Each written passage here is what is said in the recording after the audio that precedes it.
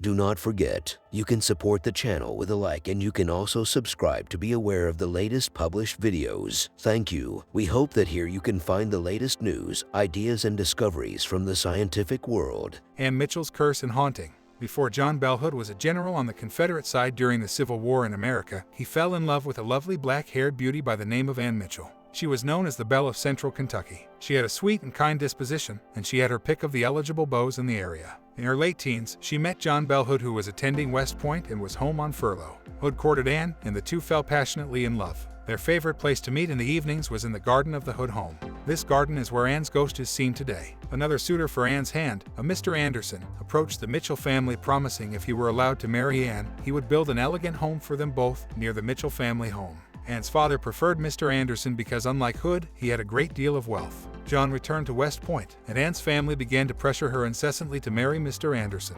Anne gave in but made one request. She wanted to write John a private letter and send it to West Point. In this letter, she poured her heart out to the young cadet. She told him she would love him forever and would only walk the garden path with him in this world or the next. She informed him she was being forced to marry another. John, upon receipt of this letter, left school and rushed home.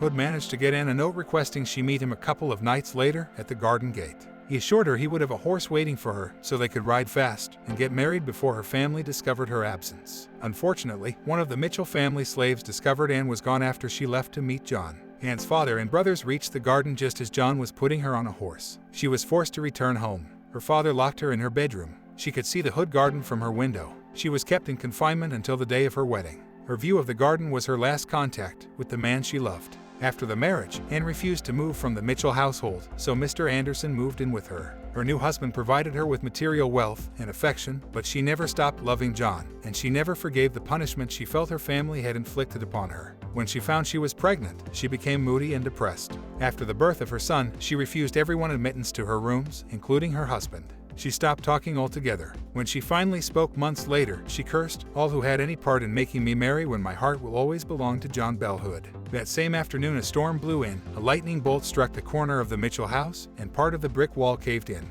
Anne, one of her brothers, who had forced her home, and the slave girl who had sounded the alarm were all killed. As the years passed, people believed that Anne followed through on her curse. She haunted her family and their descendants. Family members affected by this curse included her father, her son, and then his sons. All died violent, tragic deaths. Her son, Corwin Anderson, died of shock after seeing his oldest son, English Anderson, assault and kill his younger brother. English Anderson later killed a man in a knife fight and beat a young man who worked on his farm to death. The other farm workers then stoned Corwin to death. Her curse appears to have lasted for many years. As recent as the 1940s, one of her great-grandsons, Jason Anderson, committed suicide. As for the two men who loved her, her husband's second wife died, and after this, there is no record of him.